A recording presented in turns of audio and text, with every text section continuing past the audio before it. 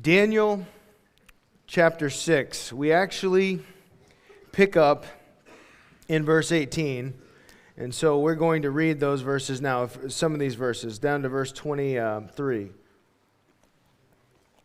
says, "Now the king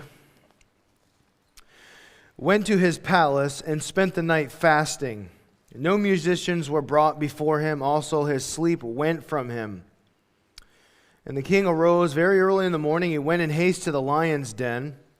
And in verse 20, when he came to the den, he cried out with a lamenting voice to Daniel. The king spoke to Daniel, saying, 'Daniel, servant of the living God, has your God whom you serve continually been able to deliver you from the lions?'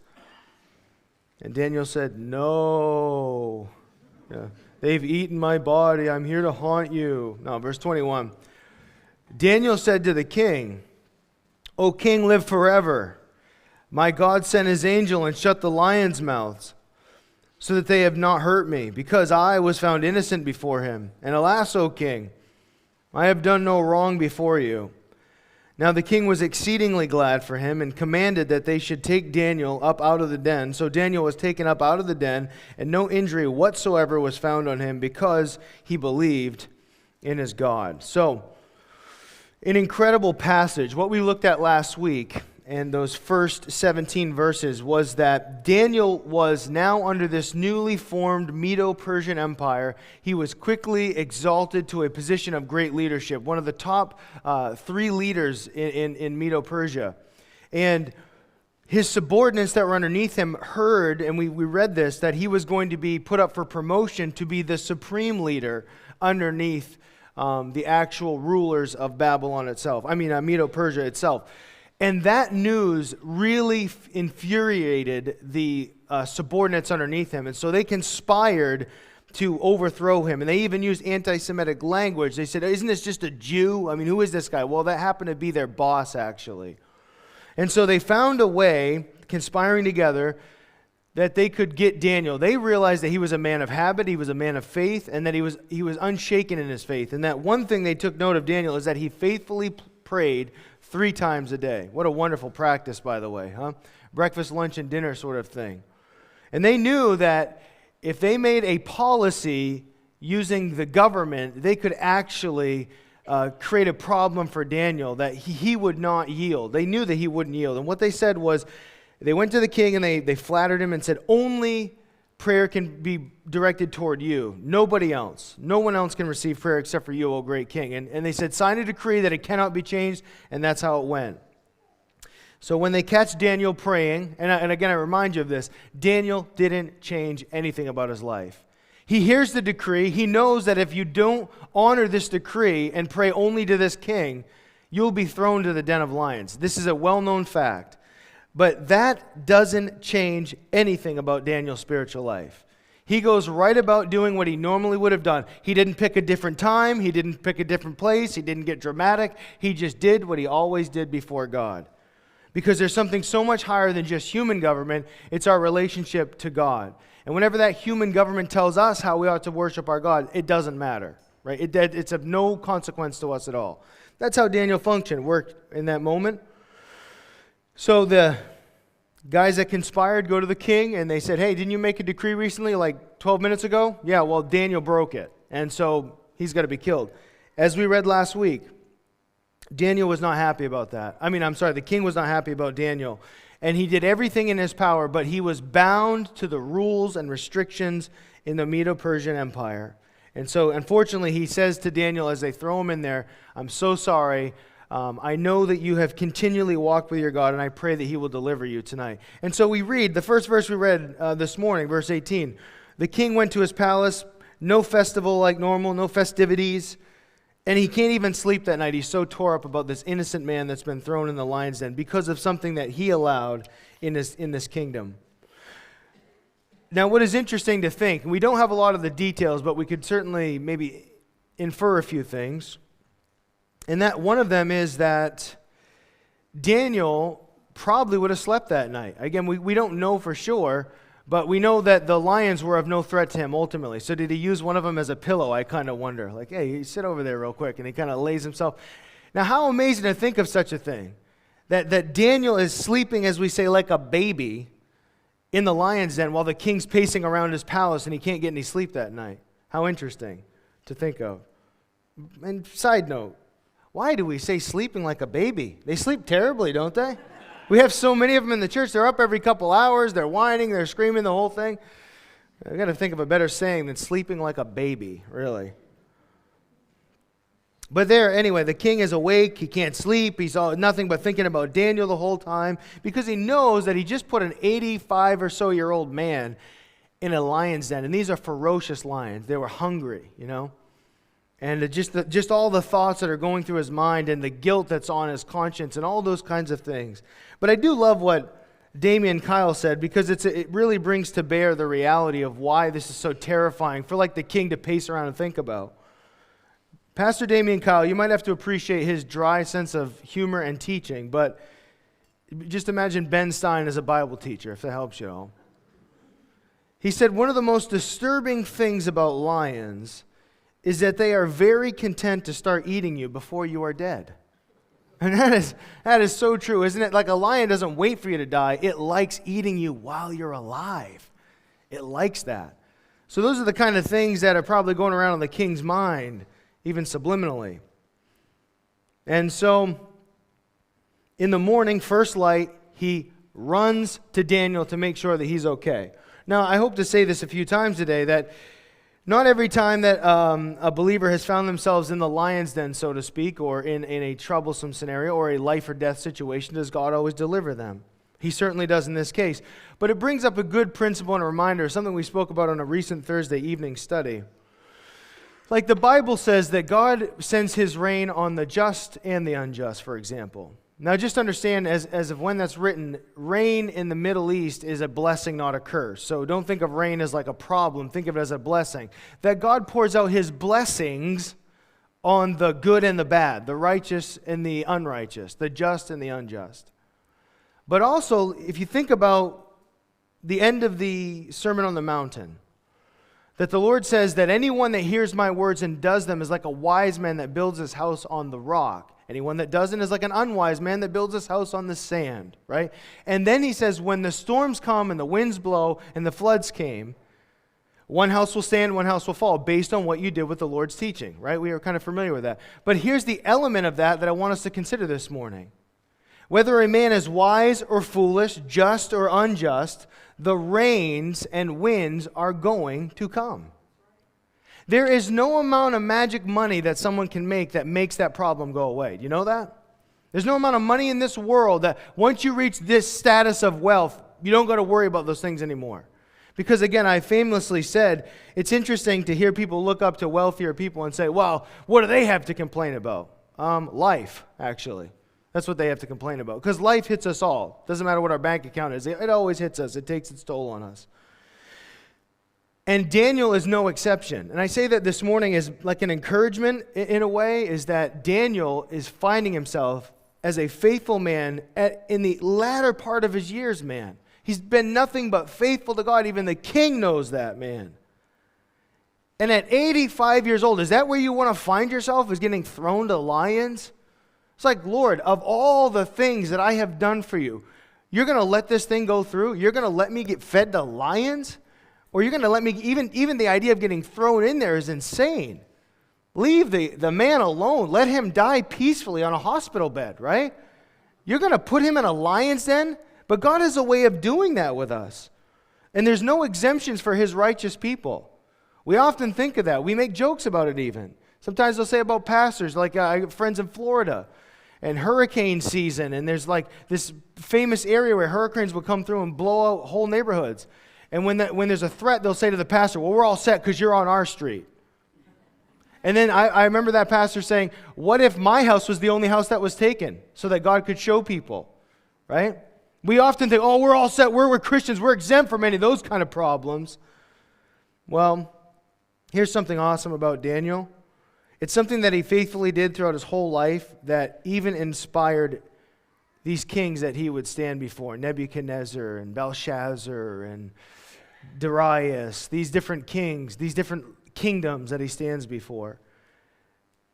The king here notices, And that's how he went to bed, how he woke up. He said the same thing consistently to Daniel. I'll read it again here in the verse 20 that we read. Has the God whom you serve continually been able to deliver you from the lions? He said that the night before. The God who you serve continually should be able to deliver you. Continually. It's another note of faithfulness in Daniel's life, friends. I point this out to you again. There's just something so powerful about faithfulness. Let me say it like this. If you are in this church and you know who you are, if you've been faithful to God through all the storms of life, I thank you, and I think most of us thank you for that.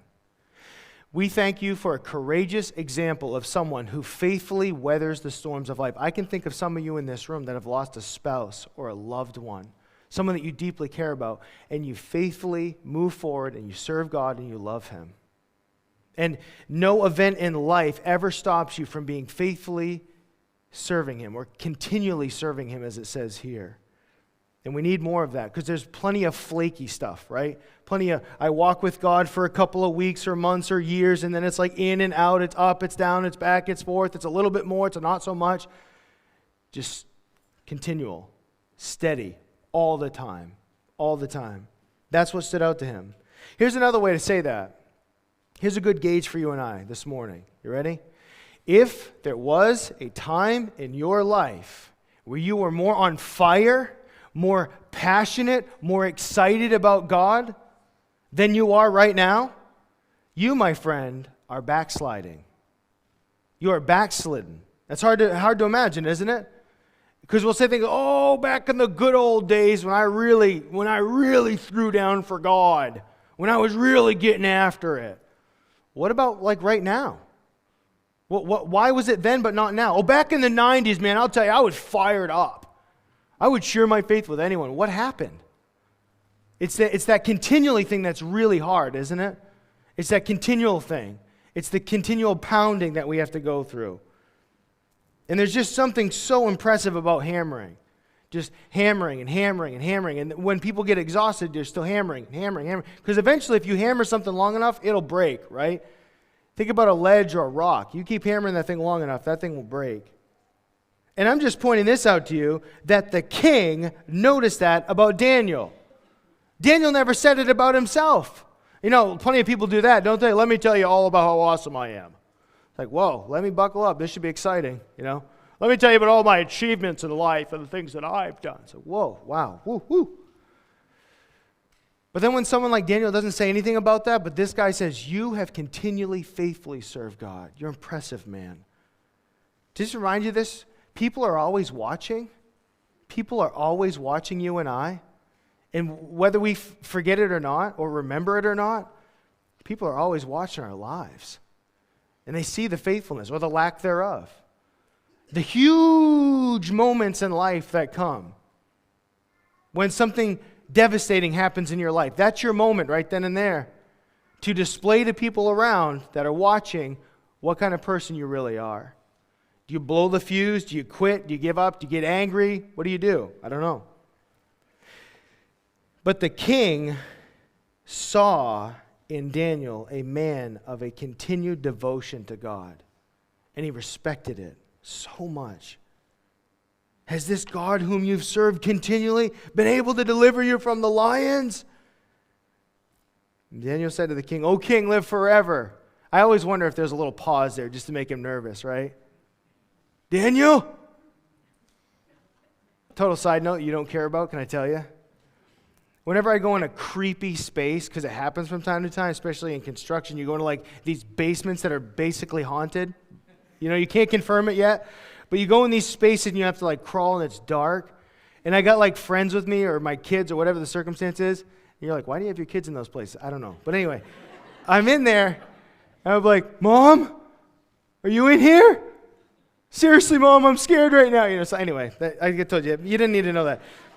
But I just wonder if it's like, Daniel? Seriously, Daniel, if you're in there, man. Oh, king, live forever. It's like, wow. That his mind must have been blown. How is that old man still alive? Like I said, people have the craziest theories that he scooted around and found a crack and survived. Like, come on, that's crazy. Think he's going to be quicker than those old lions? Scooting around. Those lions are like, that guy's quick. No. That's not what we read at all, actually. Daniel says in verse 21, he said to the king, "O king, live forever. My God sent his angel and shut the lions' mouths so that they have not hurt me, because I was found innocent before him. And O king, I have done no wrong before you." That's important. Even before the king, he's done no wrong. And the king in verse 23 was exceedingly glad and commanded that they should take Daniel up out of the lion's den. So he was taken out, and no injury whatever was found on him, because he believed in his God. Beautiful. Now, verse 24.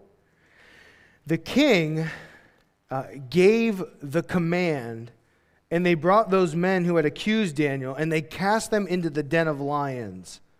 Them, their children, their wives, and the lions overpowered them and broke all of their bones in pieces before they even came to the bottom of the den. What a contrast. Now, probably the most important thing to consider with you this morning is Proverbs 26, verse 27. Take a note of it. Let's turn there, whatever it takes. Proverbs 26, verse 27. I want to read this to you. Because these men, remember, while you're turning to Proverbs 26, remember that these men had set up this very trap for Daniel. These guys thought to themselves, we can eliminate this guy that's about to be in leadership over us by setting a trap that will land him in this lion's den, because they said right in the decree that you'll be thrown to the lion's den. They came up with this whole bill. They passed the bill. This was their idea. And now, interesting turn of events, Daniel has been in there and come out, and now they're going to throw them and their families in, and they're going to be destroyed by the very trap that they set for Daniel. That's not something that we don't read about ever in the Bible. It comes up quite a bit, but this proverb will sum it up quite nicely. And it is a fair warning for you and I this morning. Every one of us, right up here included. Listen. Proverbs 26, verse 27. Whoever digs a pit will fall into it, and he who rolls a stone will have it roll back on him. If you are the kind of person that's planning the destruction of somebody else, just know this. I'm going to give you a little pro tip, Bible tip. If you are planning the destruction of someone else, you're planning your own destruction, truthfully. You're setting this big mousetrap. You're whining about, You're setting that trap for yourself. You can hardly believe that you'll be the one that's going to eat the cheese on that trap, but you will be that person. I don't know when, I don't know how, but it's called God's economy. And it's a brutal thing, man.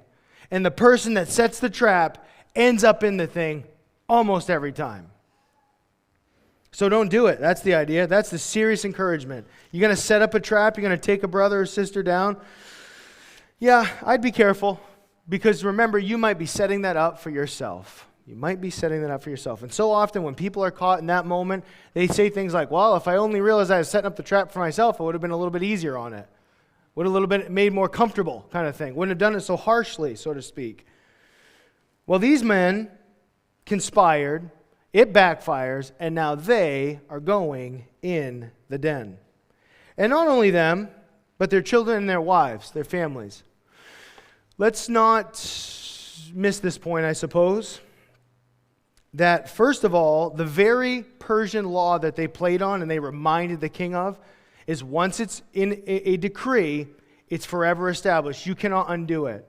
That's something the Medo-Persian Empire decided because they didn't like Nebuchadnezzar's sort of authoritative leadership, and they wanted at least some sort of safeguard constitutionally. So they decided that any time a decree was made, if a decree was going to be made, it had to have been thought about thoroughly, so that way it could not be changed. Ends up being kind of a disaster for them, quite frankly. But the point is this: One of the decrees were that if a man was found guilty of treason or otherwise, his entire family would be killed as well. And so there's going to be a moment with these guys that they're going to like, oh no, the trap is falling back on us. And then they're going to see their wives and kids ushered out as well. And you know what statement's going to be made to them? It's the same statement they made. Hey, it's a written Persian decree. And I'm telling you, every one of them heard that when they saw their wives and kids ushered out. Not my wife, not my kids. It's a Persian decree after all. The very words that they used coming back, echoing in their minds. So terrifying. Now, let me be clear, because people struggle with this. Like, well, man, that's crazy that God would make that happen. First of all, let's remember this. Not everything in the Bible is God's doing, right? This was a Persian law. The Persians did this. They killed those people. But that's not to say that God hasn't issued decrees where entire people groups would be killed. I can think of multiple places. Korah and his rebellion. Korah's whole family and many others were destroyed in his rebellion. God telling the nation of Israel, go into the promised land and kill every man, woman, and child. God told people to do that. I just point out here that he didn't ask them to do that. But there's, I guess, two last thoughts with this. Number one is that, and I don't know where you're at with this, you might actually struggle with that principle, that God would tell Israel to kill everyone, or that God would kill a man's family for his crime. Well, there's a couple things to take note of. First of all, let's make sure that we're being equally fair in our judgment, seeing how we're holding ourselves as such a great judge in a situation like this. We don't judge God fairly or unhypocritically, I have found usually. For example, okay, God says go kill an entire people group, and what people will say is like, I'm really struggling with God, I've lost all hope in him. I've lost trust in him. Something along those lines. But yet, men throughout history, kingdoms throughout history have done the same thing, and we don't lose all hope in humanity. Do you see what I'm saying? Well, human beings do it. I don't lose all hope in humanity, but God does it. I lose all hope in God. Where is the equality in your statement? It doesn't exist. So what I'm saying is when human beings do it, it's wrong, it's terrible in this particular case potentially. But when God's doing it, he has a reason for it. And I'm going to go ahead and say, we could get into the theological implications. I'm just going to tell you, I don't struggle with that nearly as much as I hear people struggle with it. But it's pretty simple because I know that I'm not smarter than God. That's why. And even when I think, well, God, what do you think you're doing? I don't think I'm ever going to get to heaven. And God's going to be like, Greg, I never thought of that before. Thank you so much, man. You really, such a burnout as a teenager, but you really turned into something special at the end there. Never going to happen. No. I just know whenever this is where faith is so important, that though I don't understand it, I don't doubt God. And I don't say, I can't piece it together in my mind, so... No, it was J.B. Phillips that said, if God were small enough for us to understand, he wouldn't be big enough for us to worship. I believe that. I believe that God has the right and reserves the right as the supreme authority of the universe, of the cosmos, to say whatever he needs to say. In fact, if we wanted what's just and fair, we could all go to hell forever, and he wouldn't have to lose 1 hour of sleep about it. Right? Why? This isn't fair. It isn't just. You love when kids say that. Oh, wow, they got it all figured out. This isn't fair. Their piece was bigger. Oh, here's an idea. No one gets any pieces. And Daddy and Mommy eat all the cake. I'm just saying. I'm just making it sound. Thank you. Yeah. I can teach you about fairness. I can teach you about money if you want. But this is the thing. We say, oh, I can't believe God would let this happen. And, yeah, I don't think we're the judge, though. I think he is. I think that we should leave that in his court. But let me also say something practical. Okay, that's more theological. There's a lot more we could talk about with that. Let's just say practically, it's a truth that what a man does affects his entire family. Every decision he makes, even the decision not to be a leader in his family, is a decision that affects his whole family. Every time. No, well, Pastor Joe Focht says it like this: no man sins unto himself. Though we wish that were the case. Oh man, I'm just going to ruin my life. People say stuff like that. I'm just going to go and ruin my life. So you mean to tell me that I'm a pastor, over this church and my family, and I'm just going to walk away from all this. I'm going to go back to my old life, because that's the way it works, by the way. No one backslides into being something better than they used to be, by the way. Do you know that? Again, speaking of Joe Focht, he used to say, no man backslides into something greater. He says, I'm not going to backslide into becoming an astronaut, right? And we've only seen it played out over and over again. When a man or a woman backslides, they go back to the same old sin they used to go to. Maybe just a little bit more educated, but they go right back to the same thing. So, it's important to remember that if I go back and backslide as a pastor, is it right for me to say that's not going to affect any of you at all? Would that affect anybody in here? Yes. Yeah. I would be completely dishonest with myself to say, if I decide to walk away from my family and go live in drugs and go all my old lifestyle all over again, that's not going to affect any of you guys. It's not going to affect my wife and kids. I'm just going to ruin my life, man. That's crazy thinking. No man sins unto himself. No woman sins unto herself. The choices that we make affect everyone around us. It's staggering how far that actually goes. The positive side to that, and one of the things I love about the drug rehabilitation programs that we're part of in the Calvary Chapel movement, especially here in the state of Maine, is when you see these families showing up all of a sudden at church, and they're like, what are you doing here? Like, well, so-and-so is my nephew. He's my cousin. He's my friend's neighbor. And you're like, what are you doing here? I just watched them grow up. They were terrible. I can't believe they're going to church, so I thought I'd come. That's the positive side. Because they've seen someone in their worst of sins, and then they come, whoa, if God work in that guy or that girl, maybe I need what they got. So no man sins unto himself. So when you see these men thrown in with their families, just remember these men led their families to the lion's den. They're the idiots that came up with this plan that found themselves in it. Can I say it fair enough? And I mean idiot by the truest definition. I'm not just trying to be nasty up here. Maybe a little bit. But it just, you know what I mean? It's like, come on, guys. So I guess what I'm saying, and if I can say, I don't want this to sound cold or heartless, it doesn't surprise me at all that their families are there with them, because that is where they have led their families. Look at a man's life. Look at the decisions he's making. You think he's doing those on his own? You think it only affects him? Oh, no. It affects his whole family, everyone around him. So, verse 25. Then King Darius wrote to all peoples, nations, languages that dwell in all the earth, peace be multiplied to you. I make a decree that in every dominion of my kingdom, men must tremble and fear before the God of Daniel. For he is the living God and steadfast forever. His kingdom is the one which shall not be destroyed, and his dominion shall endure to the end. He delivers and rescues. He works signs and wonders in heaven and on earth, who has delivered Daniel from the power of the lions. Now that's an awesome moment, I would say. That's a pretty crazy turn of events, quite frankly.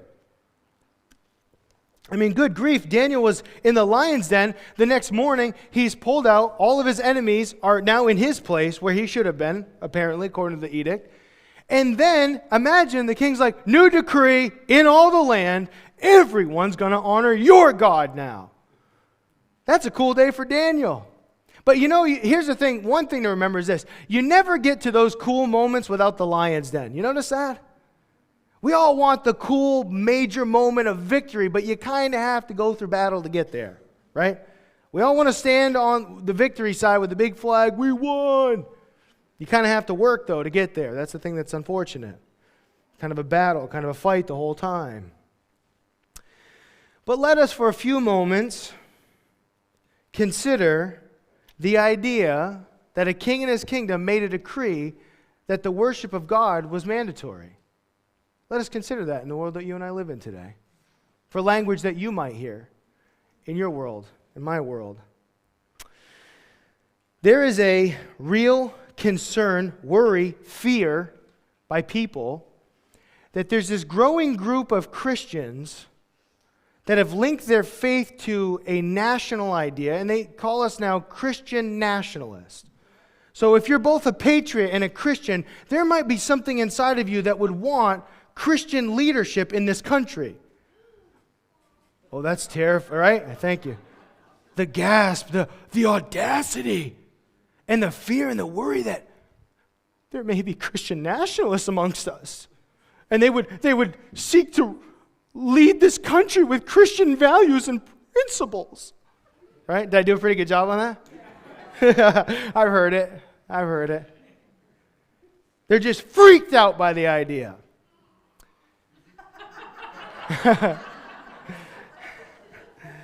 Okay.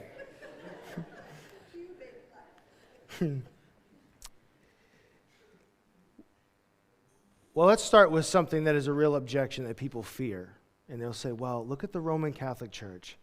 Look, when they married the state, what a disaster that was. Christians slaughtering in the name of Christ. And I agree, that's a disaster. But it wasn't necessarily the union of state and church. It was the problem with the church itself. Let me say this very blank and what am I saying here? Flatly, frankly, there we go. All sorts of words in that. Let me say it pretty flunkly, okay? Listen to this. Listen to it. The Catholic Church is an unbiblical church. So it is no surprise to me to look back in history at a church that has so much of its edicts and direction outside of the Bible. When it's married to a state system, what a disaster it was. No surprise.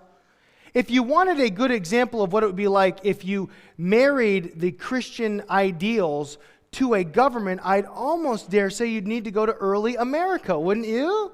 Like 250 years ago or so, to be specific. But people will say things like this, well, Pastor, you can't legislate morality. Heard that one as well. You can't legislate morality. Here's the thing. Let's not be bozos, okay? Let's be real. If we do not legislate morality, we create a vacuum, and we will therefore start legislating immorality. Correct? But for some reason, people act like there's no place ever to legislate morality. Really? How about like killing people? Is that okay to legislate that? Oh, yeah, we can't kill people. That's called morality. Where do you get that morality from? Oh, the Bible. The early founders of our nation knew that. They took their principles from the Bible, their morality from the Bible. So if you don't legislate morality, a vacuum is created, and you'll start to, as we're doing in our country, legislate immorality, like they've now done in Canada, where you, as a believer, are not allowed to tell a person that has a gender dysphoria that there's anything wrong with them. And you can't certainly link it to the fact that the Bible would say otherwise. Or you can be incriminated or sued for such a thing. And those things have been attempted here in this country. Those things are being worked on as we speak right now on bills and everything else. So let's not kid ourselves. If you don't legislate morality, you will legislate immorality. That's just me being so honest, I guess. So I'm not afraid or ashamed to say what is the most blatantly obvious thing, guys. Yes, we should legislate morality. Yes, we should have Christians that are leading this nation. I wish to God that would be the case. So again, the right person listening to this online is like, he's a Christian nationalist. Oh no. It's their biggest fear. Because truly, friends, they're afraid of the revival that would happen if people stood up and they married their faith with politics in the world that we live in today. And that Christians would engage in politics. It's a fear of people's.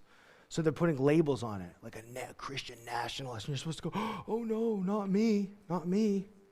Here's something I found that people try to warn me. It's funny because people have sent me articles or teachings of like, don't bring politics in the pulpit. Make sure that that's like you're apolitical and all these kinds of things. And they'll send me a pastor that does like a 10-part series on how pastors and churches shouldn't be political. So they'll do that, and then they'll go on about all the politics that they agree with. See what I'm saying? And I've pointed this out to people, hey, just to be fair here, I might bring up politics or mention something historically or otherwise that's relevant here and there. I don't do it every Sunday. But this pastor is like obsessed with it. That's all he talks about. You look at all the sermons and it's all about how the church ought to be this and that, wave these kind of flags and do these kinds of things. And it's like the whole church is oriented around that while telling other people, don't be this at all. It's really hypocritical to say the least. But we could get lost here. That's not the idea. I do want to share a few things that you may not know or just remind you of some things. Just so you can understand that we don't have to close our eyes and imagine an America where we were Christians leading this nation with the Bible as our guide. We don't have to pretend like that might be something that could happen someday. It's already happened. This July will be the 250th celebration of the signing of the Declaration of Independence. So I think it's a good time for me to remind us of that. First of all, here's some things that we need to remember. One of the first acts of Congress was to support financially Bible distribution. Financial distribution of the Bible. Now, you've got to be super specific in your wording if you go to look this up today. Because if you say, did Congress pass a law financing Bibles, they'll say, no, that's a myth, that's a lie. All right, Atkins Bible, not diet, Bible, okay? Look that up and look up what they did in early America. One of the first orders of business is, let's get Bibles in this land. Let's import them. Let's make them. Let's get it happening. Let's put dollars to this thing. If only our Congress would be doing that nowadays, eh? Be in a much better place. And again, I've always remembered when someone said, if we gave kids Bibles in school, we wouldn't need to give them to them in prison, right? So why do we have to pretend like, what great worry and concern would we have if we started becoming a Christian nation? Second President John Adams said, our Constitution was made for a moral and religious people. It is wholly inadequate to govern any other. Second President of the United States. If we're not a religious people, this isn't going to work. It's amazing it's worked as long as it has. Okay, the 13 colonies become the 13 states. All 13 of the states required its leadership to swear an oath or a statement of faith. And in that statement of faith, that Jesus Christ was Lord. Okay? Oh, and here's the real kicker. 9 out of those 13 were even more specific, and they said that you had to be a Protestant. You couldn't be Catholic in 9 of those states if you wanted to be in leadership in those states. So imagine sorry, you're a Catholic. You're a weirdo. We don't want you. 9 of our states out of 13. How incredible. How wild. One of my favorite Charlie Kirk quotes goes like this. One of the reasons we're living in a constitutional crisis is because we no longer have a Christian nation, but we have a Christian form of government. They're incompatible. You do not have liberty without a Christian population. That's what he said. That's our problem today. The constitutional crisis that we have is that we have an anti-Christian nation guided by Christian principles. That's the conundrum that we find ourselves in today, folks. So listen, if anything, I hope you hear from this. When you think about this king making this decree, there's nothing wrong with such a thing. With a nation getting behind the God of the Bible and promoting it in such a healthy way. There have been bad examples, as I pointed out earlier. But what I am saying is, it is not a derogatory thing at all. We have got to be more involved with local politics in general as Christian people. The less we're involved, guess what? We create a vacuum, and then immoral people end up in those positions, and they start passing bills and laws that are contrary to the Christian faith. So you ask yourself, what kind of people do you want making laws in this country? Christian or not? Just think about that. Because we've seen the rapid growth of the anti-Christian the ideas floating around and affecting our country the way that we have. So, he makes a decree. Everyone's going to honor God at this point, and I think it's glorious. It's awesome. And then the last thing is this, in verse 28. Daniel prospered in the reign of Darius and in the reign of Cyrus the Persian.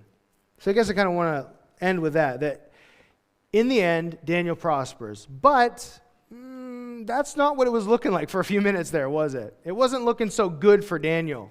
It was looking like our old friend Daniel is going to be lion food, right?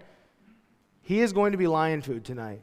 But that's not what happened. God miraculously gets him out of there, and then he prospers yet again in another kingdom. How incredible.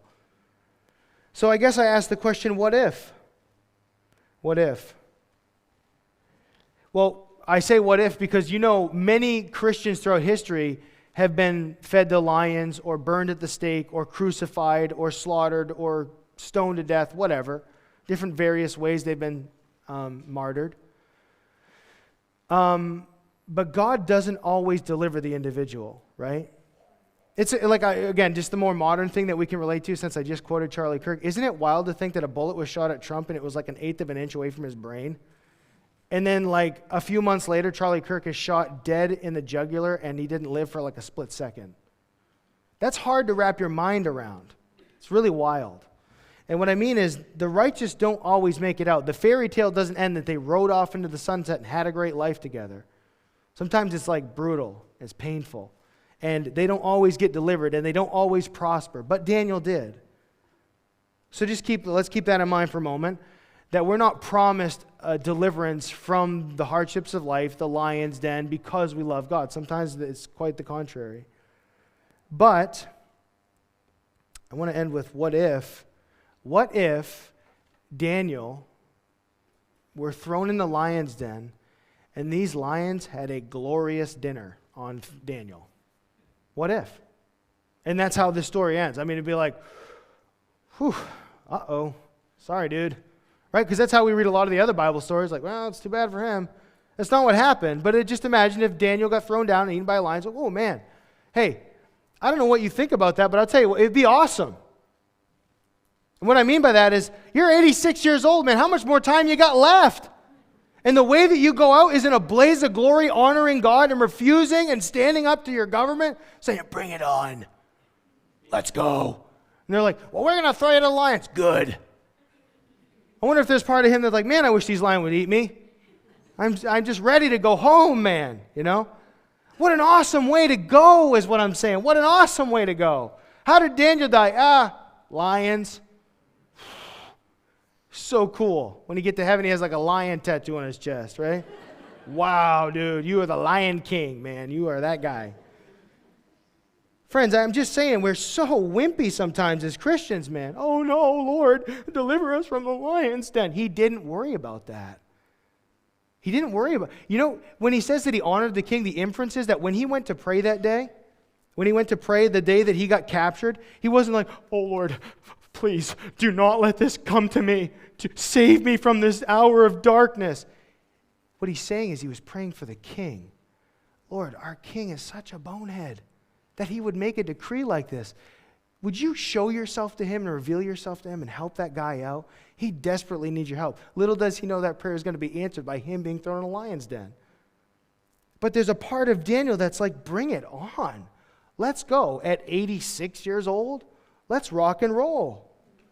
That is awesome. That's why the king was like, you continually serve the Lord your God. That's impressive. So even if Daniel were thrown in that lion's den and they just had a big old meal, or a little old meal, I guess, with Daniel, I don't know, it's not like an appetizer with him or whatever, I still think we get to heaven and say, Daniel, that's awesome, dude. What a way to go. Honoring God right to the very end. That's not how Daniel ended. The Lord delivers him from that. John the Apostle was boiled in oil, right? And he survives. And they're like, whoa, put him on an island and just get him out of here. Put him on Patmos. And he lives looking like a crazy man after that. You don't get boiled in oil and look normal after that, right? Whoa, what happened to that guy? He was boiled in oil because he wouldn't reject Christ. And he didn't die. Yeah, that's awesome. That's awesome. The people we never hear about are the people that succumb to it. All of the people that justified why they're not going to pray to God for a month. Got to be safe. Got a family. I got a retirement package I'm working on. Oh, geez, I can't mess this up. I'm just going to have to not pray. Lord, I'm going to pray with my eyes open and not move my mouth, okay? You know my hat, Lord, right? We don't hear about those people. They don't matter. It's the people like this that we say, wow, Daniel, thank you so much for your example.